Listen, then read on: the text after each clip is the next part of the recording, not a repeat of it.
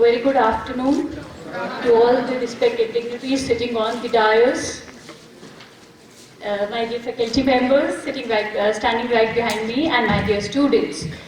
First of all, I would welcome you all to the analysis of the Budget 2020 session, and we have a group of eminent panelists among us who would be explaining you the features of the upcoming budgets and what impact it is going to have in the various sectors and on a common man as well. Budget, if I would say in simple words, it means that what are the projected sources of income of the government and the expenditure of the government over a period of time, which is generally fixed to be 1 year. In simple words, it means that it is via budget that the government does the analysis of the revenue and expenditure which it has incurred in the previous year, and also set down the roadmap for the upcoming financial year.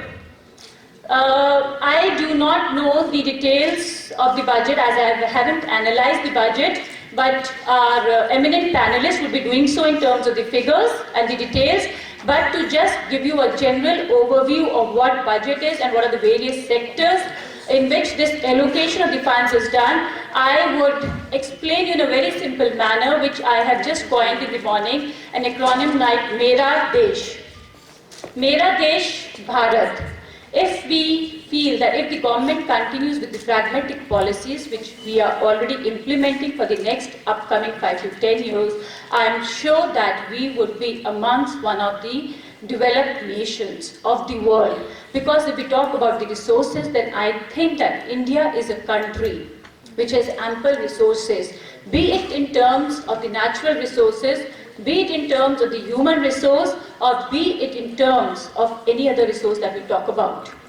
What I would just elaborate on the acronym that I have formed is MERA DESH, which would explain you the various sectors or the areas in which we need to work upon in the coming 10 years, so that we are able to make our country stand amongst the leading nations of the world.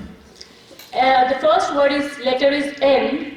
M for me signifies the manufacturing sector. Already 26% of the GDP of the nation comes from the manufacturing sector. So if we want the growth and the development, as you must have heard, there is a slowdown. The economy of the world as such is slowing down, and India is also feeling the impact of the slowdown, because of which there is a need of the rigorous policies which can lead or maintain the growth rate of the country. And if we have to grow and sustain, it is very important that the GDP contribution of the manufacturing sector goes up to 35% in the next 5 years. Because if the manufacturing will grow, there would be a lot of employment generation, and which will help the nation to gain employability as well as the revenue for the country.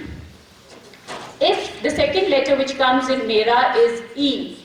E for me signifies a lot of things. The first would be the education.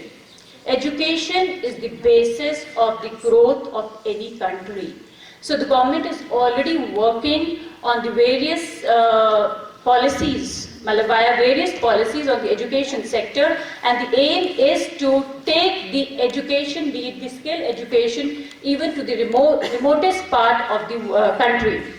The second word which comes to my mind when I talk about E is the employability.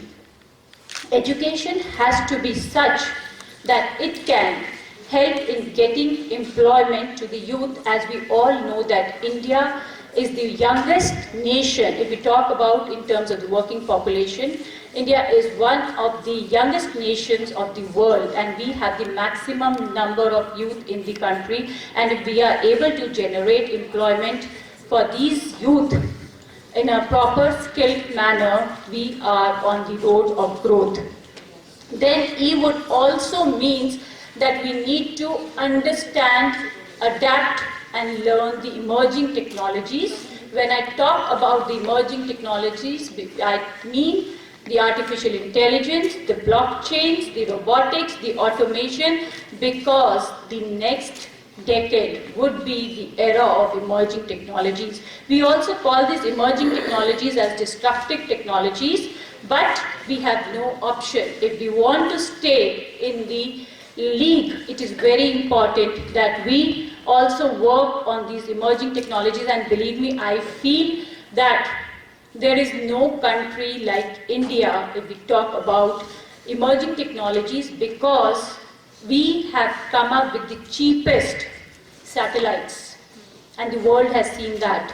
If we talk about GLSV and PLDC, we have the submarines. We have come up with so many things that, and at such a cheap price that no country can match the cost cutting. We have taken the satellites to the moon, and nobody has been able to do. The cost what NASA incurs and the cost what ISRO does, I think it's 1/10 the cost of NASA. So we are competitive enough to work in this field of these emerging technologies. All that is required is a focused attempt on the part of the government to help nurture people in these sectors. Then if we talk about R is the rural development. As we all know, the Indian economy was primarily an agrarian economy, and most of the population of the country stays in the villages. So if we need to bring forth, or we need to grow the economy, it is very important that we all need to bring the villagers in the forefront. As far as mobiles are concerned, we have been able to take the mobile to the remotest village of the country. If we talk about electrification, yes, the government says that we have been able to electrify most of the villages of the country. So we are taking the facilities to the remotest part of the country and are also bringing the villagers into the ambit of the national growth and development. And when I say the fourth letter of MERA is A, I have point for airport, but when I say airport, I mean the entire means of transportation, which means the road, the railways, the airports, as well as the ports. And government is aggressively working in this direction. They have come up with policies, especially for the highways and railways, and they are also setting up the ports so that it becomes very easy to get the import and also do the export to the other countries. And when we are able to create an infrastructure in terms of transport facility, I am sure that we will save on a lot of cost, because we can increase the productivity and bring effectiveness into the manufacturing sector. Then the second word that I said was Desh.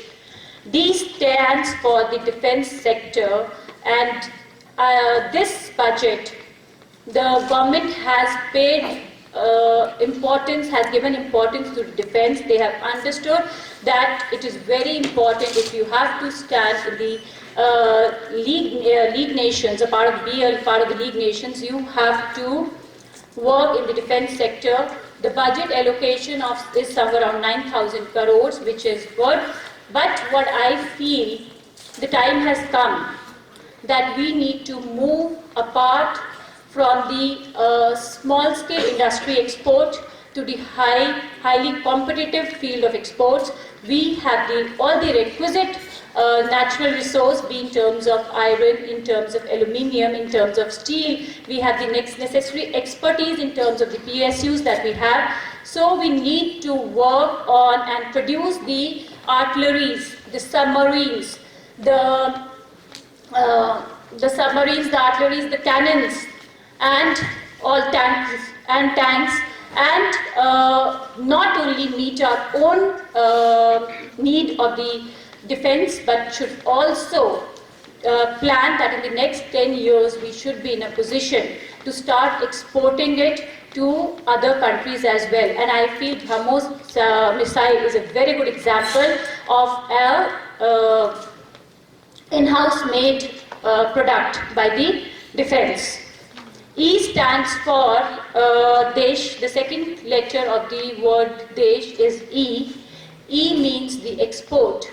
Why do we have the deficit, why do we have the fiscal deficit, is because the foreign currency coming in the country is less and the foreign currency going out of the country is more, because of which there is a deficit which has to be funded by borrowings and loans. So, if we need to reduce the load on the foreign fundings, it is important that we need to increase the exports of the country and reduce the imports of the country. And the imports can be reduced by understanding the areas in which we are mainly doing the imports. If we understand we majorly import the petrochemicals, because we do not have the capability to fulfill the need from our own manufacturing. That is why we are importing it from other countries. The second thing that we import is the gold. The third thing that we import is the electronic items.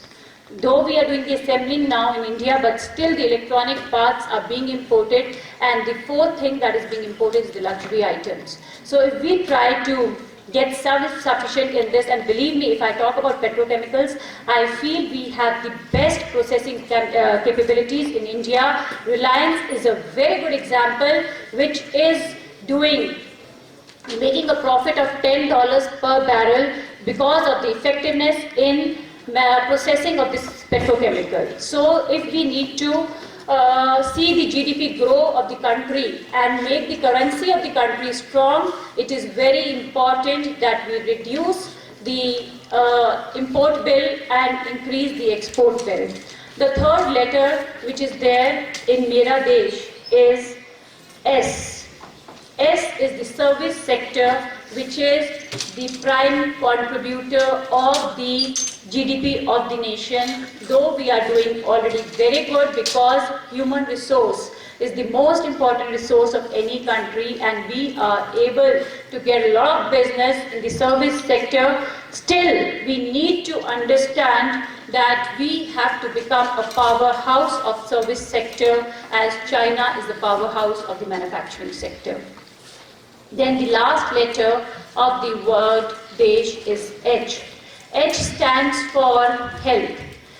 Any country can be said to be a developed nation when the quality of life of the people living in that country is good. So it is very important, and government is working rigorously in this field by providing a lot of funds in the health sector, and it is a very good initiative, and we need to understand that if the health of the people of the country or the nation is good, the country would be a progressive and a developing nation. The insight in the detailed manner will be provided to you by the panelists, but I have just given an overview of the various sectors that are covered when we talk about the GDP or the budget of the nation. How it is, budget, if I explain in a simple manner, if we get a rupee, what are the various sub-segments from which this rupee would come, and what would be these various sectors in which the expenditure would be done. Taxation is one of the sources of income for the government. So that rupee would be collected from the taxation, which we talk about the direct and indirect taxes, and with the expenditure, the health is of education, health, infrastructure. These are all these areas where the expenditure is done. So thank you so much for having out. I once again welcome all our panelists today, and looking forward for a great interaction today. And thank you, Neha, for organizing this session at Arya campus. Thank you.